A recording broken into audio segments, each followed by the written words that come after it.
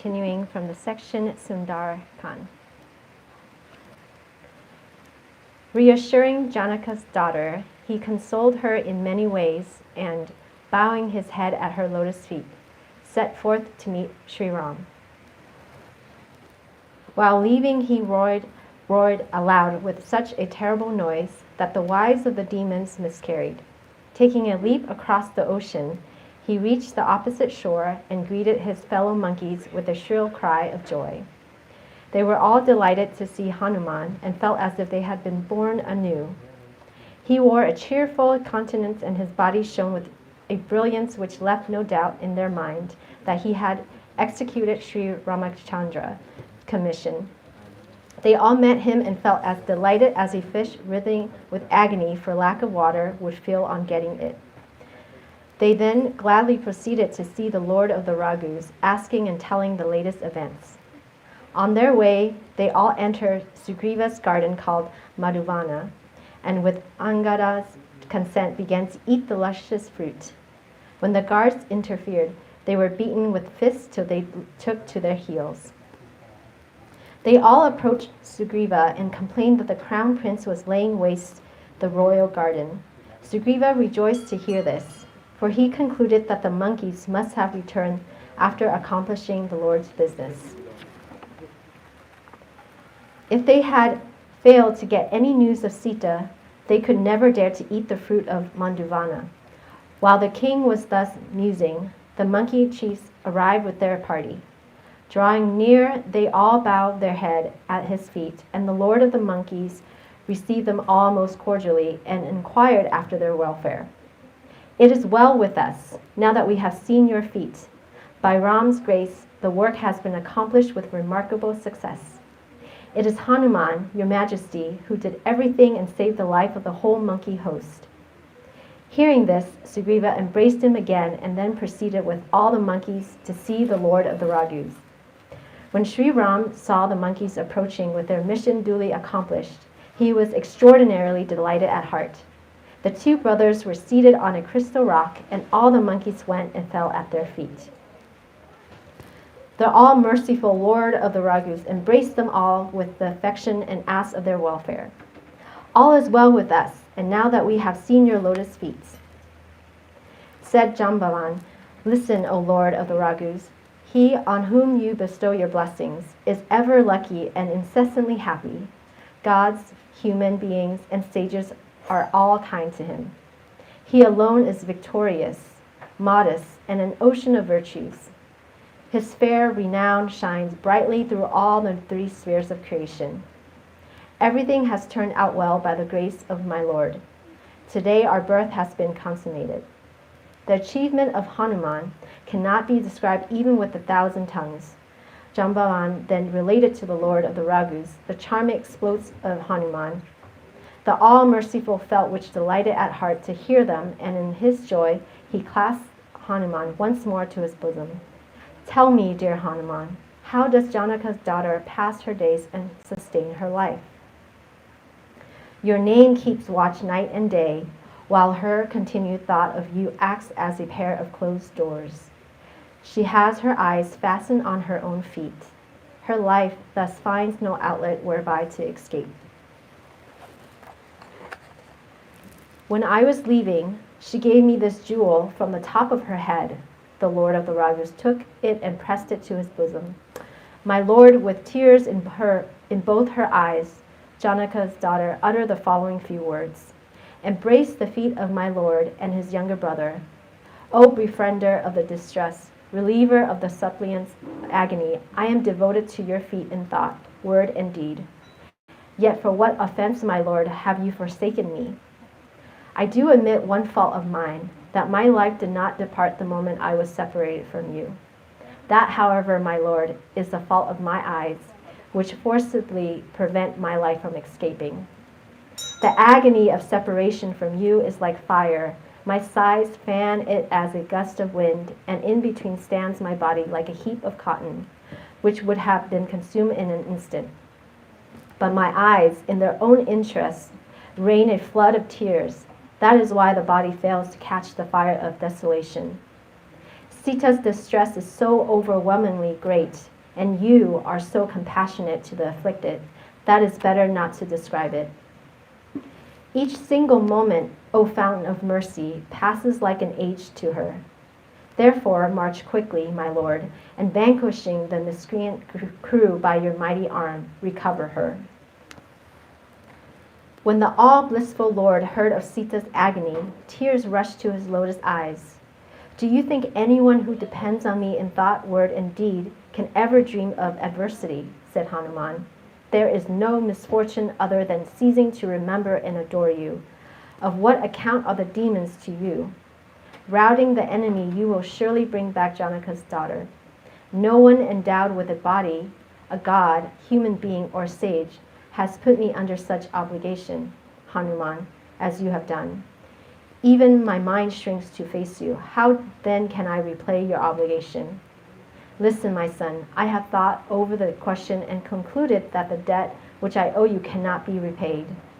Again and again, as the protector of the gods gazed on Hanuman, his eyes filled with tears and his body was overpowered with a thrill of emotion.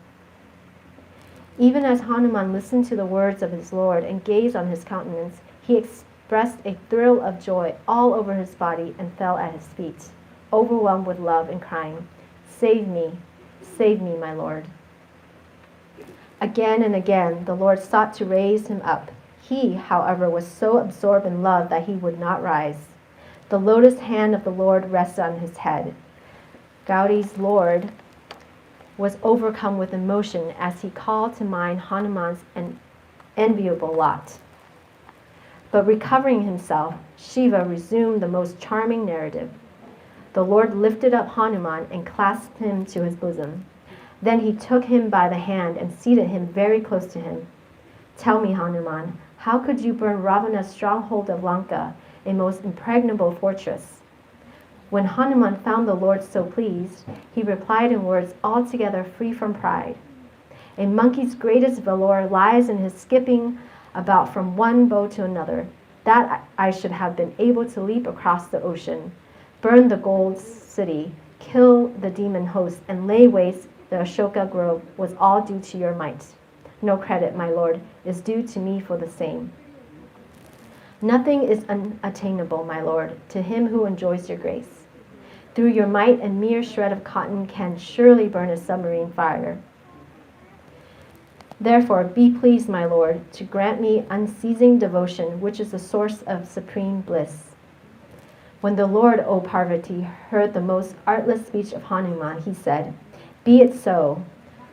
Uma, he who has come to know the true nature of Ram, can have no relish for anything other than his worship. Even he who takes his dialogue to heart is blessed with devotion to Sri Ram's feet." On hearing the words of the Lord, the whole host of monkeys cried, "Glory, glory, all glory to the gracious Lord, the fountain of bliss." The Lord of the Raghus then summoned Sugriva and said, "Make preparations for the march. Why should we tarry any longer? Issue orders to the monkeys at once." The gods who were witnessing the spectacle rained down flowers in profusion and then gladly withdrew from the lower air to their own celestial spheres. Sugriva quickly summoned the commanders of the various troops, and they presented themselves in multitudes. The troops of monkeys and bears, varying in color, were all unequal in strength.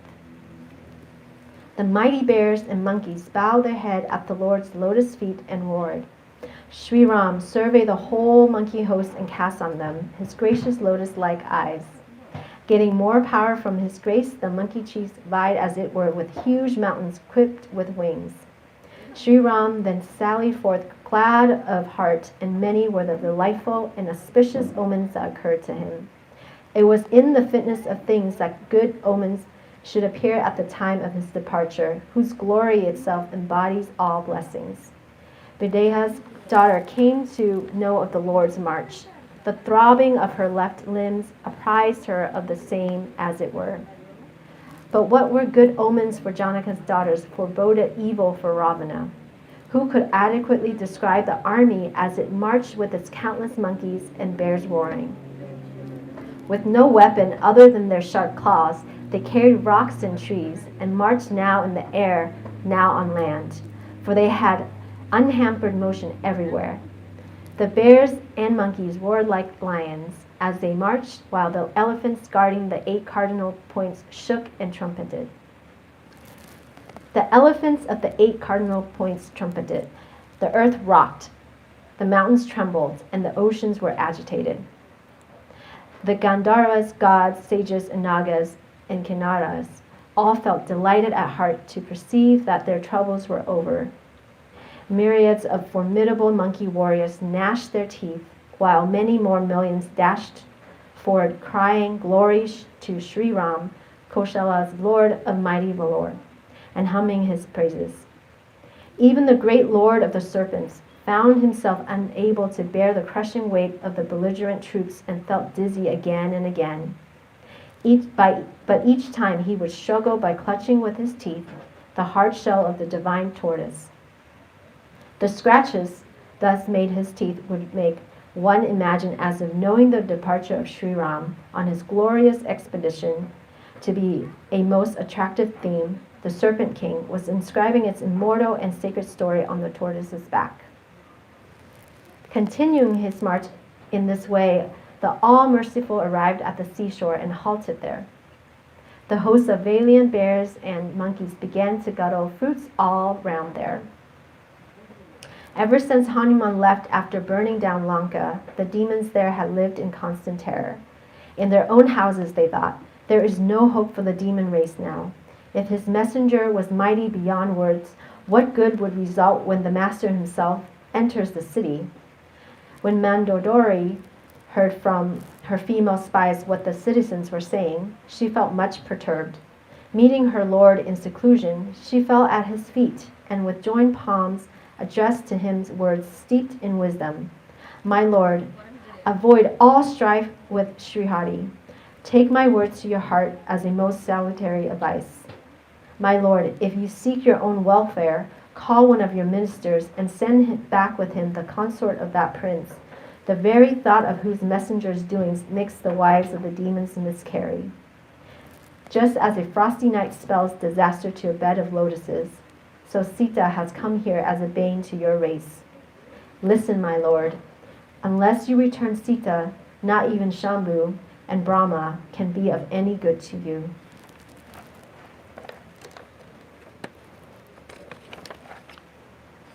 Rama's arrows are like a swarm of serpents, while the demon host can only compare with frogs. Therefore, giving up obstinacy, devise some means of safety before the serpents devour them. When the foolish Ravana, who was known all the world over for his haughtiness, heard Mandodari's admonition, he roared with laughter. "A woman is timorous by nature, it is truly said. She entertains fear even on an auspicious occasion, for her mind is very weak. If the monkey host comes, the poor demons would feast on them and sustain themselves.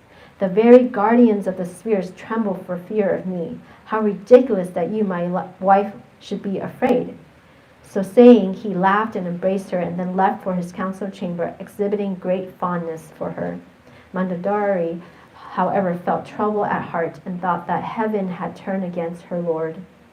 As he occupied his royal seat in the council chamber, he received intelligence that all the invading hosts had arrived on the other side of the ocean.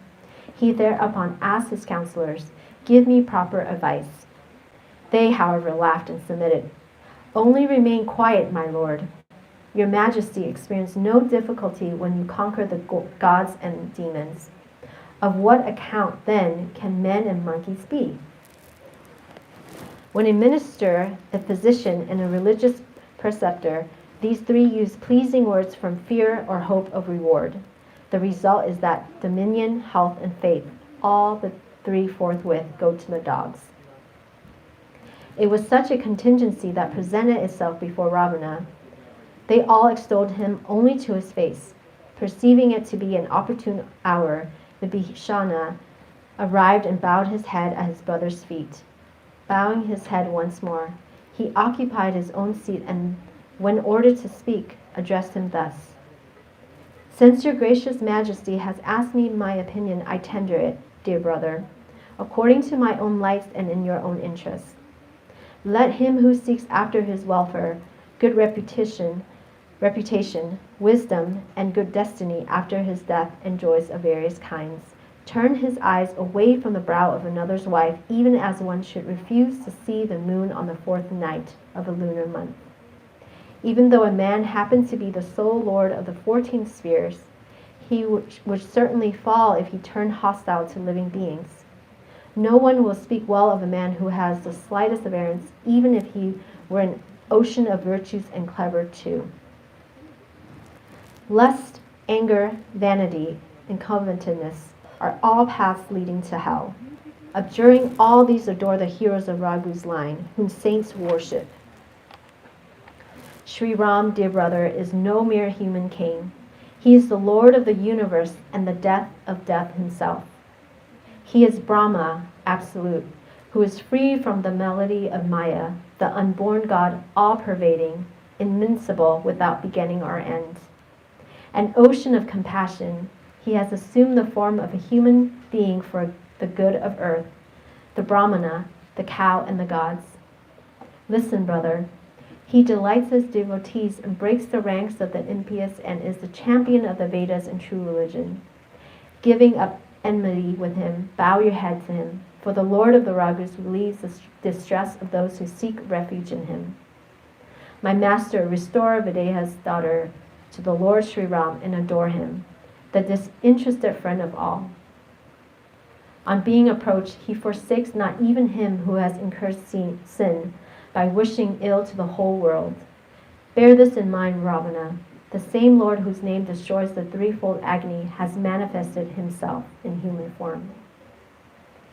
Again and again I fall at your feet and pray you, Ravana. Abandoning pride, infatuation, and arrogance, adore the Lord of Kosala. The sage Pulasya had sent this message to us through a disciple of his. Availing myself of this golden opportunity, dear brother, I have immediately conveyed it to you. Ravana had a very old and sagacious minister named Maliyavan. He felt much gratified to hear Vibhishana's words. Your younger brother, dear son, is the very ornament of wisdom. Therefore, take to heart what Vibhishana says. Both these fools glorify the enemy. Is there no one here who will remove them out of my sights? Maliyavan thereupon returned to his residence, while Vibhishana began again with joined palms. Rightful intellect and the perverted one dwell in the heart of all. So declare the Puranas and Vedas, my Lord. Where there is the right type of intellect, prosperity of every kind reigns. And where there is unwisdom, misfortune is the inevitable end. Perversity has obviously taken possession of your heart. That is why you account your friends as foes and your enemies as friends. And that is why you are so very fond of Sita, who is the very night of destruction for the demon race. Clasping your feet, I beseech you, grant this prayer of mine as a token of affection for me. Restore Sita to Ram so that no harm may come to you. Vibhishana spoke wisdom, and that too in words that had the approval of the wise, as well as of the Puranas and Vedas. Ravana, however, rose in a fury as soon as he heard them. O wretch, your death is imminent now. O fool, you have always lived on my generosity, yet, O Dulard, you have favored the enemy's cause. Tell me, wretch, if there is anyone in this world whom I have failed to conquer by the might of my arm. Dwelling in my capital, you cherish love for the hermits. If so, go and join hands with them, O fool, and teach wisdom to them. So saying, he kicked his younger brother, who in his turn clasped his brother's feet again and again. Uma, here lies the greatness of a saint, who returns good even for evil.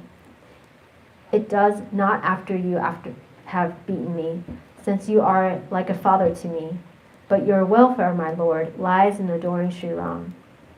Taking his ministers with him, Vibhishana departed through the air, exclaiming so as to make himself heard by all. Sri Ram is true to his resolve and all-powerful, while your counselors are all doomed. I therefore now betake myself to the hero of Raghu's line for protection. Blame me no more. No sooner had Vibhishana left with these words than the doom of them all was sealed. Disrespect to a saint Parvati immediately robs one of all blessings. The moment Ravana abandoned Vibhishana, the wretch lost all his glory. Indulging in many expectations, Vibhishana, however, gladly proceeded to the Lord of the Raghus. On reaching there, I will behold those lotus feet with ruddy soles so soft and so delightful to the devotees. Nay, I will behold those feet whose very touch redeemed the Shri's wife, that hollowed the Dandaka forest, that Janaka's daughter has locked up in her bosom, that chased the elusive deer, and that dwell as a pair of lotuses in the lake of Shiva's heart. I am really blessed that I am going to see those very feet.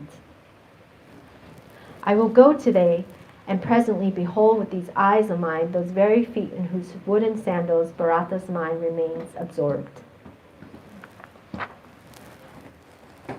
Cherishing such fond expectations, Vibhishana instantly crossed over to the other side of the ocean, where Sri Ram had encamped with his host. When the monkeys saw Vibhishana coming, they took him for some special messenger of the enemy. Detaining him outside, they approached Sugriva and told him all the news. Said Sugriva, "Listen, O Lord of the Raghus, Ravana's brother has come to see you." The Lord, however, asked, "What do you think of the matter, my friend?" The Lord of the monkeys replied, "Listen, O ruler of men, the wiles of these demons are beyond one's comprehension. One does not know wherefore he has come, capable as he is of taking any form he likes. Obviously, the fool has come to spy out our secrets. What appeals to me, therefore, is that he should be taken prisoner and detained. Friend, you have thought out a wise course, but my vow is to dispel all fears from the mind of those who seek refuge in me." Hanuman rejoiced to hear these words of the Lord, who cherished paternal affection for his protege. "I will not abandon even the murderer of myriads of Brahmanas, if he seeks refuge in me. The moment a creature turns his face towards me, the sins incurred by it through millions of lives are washed away. A sinner by his very nature is averse to my worship. Had Vibhishana been wicked at heart, could he ever dare to approach me? That man alone who has a pure mind can attain to me. I have an aversion for duplicity, wiles, and censoriousness. Even if Ravana has sent him to find out our secrets, we have nothing to fear or lose. O Lord of the monkeys, Lakshmana, O my friend, can dispose of in a twice all the demons the world contains. And if he has sought shelter with me out of fear, I will cherish him as my own life. In either case, bring him here." The all-merciful laughed and said, "Glory to the merciful Lord," cried the monkeys, and proceeded with Angada and Hanuman. The monkeys respectfully placed Vibhishana ahead of them and proceeded to the place where the all-merciful Lord of the Raghus was. Vibhishana beheld from a distance the two brothers who ravished the eyes of all. Again, as he beheld Sri Ram, the home of beauty, he stopped winking and stood stock still with his gaze intently fixed on the Lord. He had exceptionally long arms, eyes resembling the red lotus, and swarthy limbs that rid the suppliant of all fear. His lion-like shoulders and broad chest exercised great charm, while his countenance bewitched the mind of countless cupids. The sight brought tears to his eyes, and a deep thrill ran through his body. He, however, composed his mind and spoke in gentle accents. "My lord, I am Ravana's brother, having been born in the demon race. O protector of gods, my body has the element of tamas, inertia, and ignorance, preponderating in it, and I have a natural affinity for sins, even as an owl is fond of darkness. Having heard with my own ears of your fair renown, I have come to you with the belief that my Lord dissipates the fear of rebirth Save me, O hero of Raghu's line, reliever of distress, delighter of those who take refuge in you. When the Lord saw Vibhishana falling prostrate with these words, he immediately started up, much delighted. The Lord rejoiced at heart to hear his humble speech, and taking him in his long arms, clasped him to his bosom. Meeting him with his younger brother, Lakshmana, he seated him by his side and spoke words that dispelled the fear of his devotee. Tell me, King of Lanka, if all is well with you and your family, placed as you are in vicious surroundings. You live day and night in the midst of evil-minded persons. I wonder how you are able to maintain your piety, my friend. I know all your ways. You are a past master in correct behavior and are averse to wrongdoing. It is much better to live in hell, dear Vibhishana, but may Providence never place us in the company of the wicked. All is well with me now that I have beheld your feet, O Lord of the Raghus, and since you have shown your mercy to me, recognizing me as your servant. There can be no happiness for a creature, nor can its mind know any peace even in a dream, so long as it does not relinquish desire, which is an abode of sorrow, and adore Sri Ram. The villainous crew, greed, infatuation, jealousy, arrogance, and pride haunts the mind only so long as the Lord of the Raghus does not take up his abode there, armed with a bow and arrow, and with a quiver fastened at his waist. Attachment to the world is like a dark night fully advanced, which is so delightful to the hours of attraction and aversion. It abides in the heart of a creature only so long as the sun of the Lord's glory does not shine there. Having seen your lotus feet, O Ram, I am now quite well, and my grave fears have been set at rest. The threefold torments of mundane existence cease to have any effect on him who enjoys your favor, my gracious Lord. I am a demon vilest of nature, and have never done any good act. Yet the Lord, whose beauty even sages fail to perceive with their mind's eyes, has been pleased to clasp me to his bosom. Ah, I am blessed beyond measure, O all-gracious and all-blissful Ram, in that I have beheld with my own eyes the lotus feet which are worthy of adoration even to Brahm and Shiva. Listen, my friend, I tell you my nature, which is known to Vishundi, Shambhu, and Girija too. If a man, even though he has been an enemy of the whole animate and inanimate creation, comes terror-stricken to me, seeking my protection and discarding vanity, infatuation, hypocrisy, and trickeries of various kinds, I speedily make him the very like of a saint.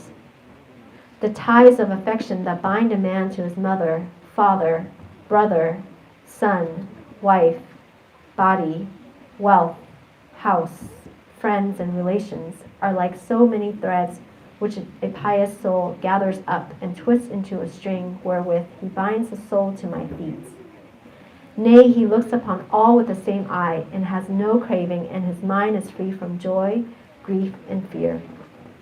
A saint of this description abides in my heart, even as mammon resides in the heart of a covetous man. Only saints of your type are dear to me. For the sake of none else do I body myself forth. Those men who worship my personal form are intent on doing good to others, firmly tread the path of righteousness, and are steadfast in their vow and devoted to the feet of the Brahmanas, are dear to me as life. Listen, O King of Lanka. You possess all the above virtues, hence you are extremely dear to me. On hearing the words of Sri Ram, all the assembled monkeys exclaimed, "Glory to the All-Merciful!" Vibhishana, eagerness to hear the Lord's speech, which was all nectar to his ears, knew so saintly. He clasped his lotus feet again and again, his heart bursting with boundless joy. Listen, my Lord, ruler of the whole creation, animate as well as inanimate, protector of the suppliant and knower of all hearts. I did have some lurking desire in my heart before, but the same has been washed away by the stream of devotion to the Lord's feet. Now I'm gracious, my Lord, grant me such pure devotion to your feet as that which gladdens Shiva's heart. So be it, replied the Lord, staunch in fight, and immediately asked for the water of the sea. Even though, my friend, you have no craving, my sight in this world never fails to bring its reward." So saying, Sri Ram applied on his forehead the sacred mark of sovereignty, and a copious shower of flowers rained down from the heavens. Thus did the Lord of the Raghus save Vibhishana from being consumed by the fire of Ravana's wrath, fanned to fury by his own breath, and bestowed on him unbroken sovereignty. Nay, he conferred on Vibhishana with such diffidence the same fortune which Lord Shiva had bestowed on Ravana after the latter had offered his 10 heads to him in his sacrifice. Jai Shri Ram.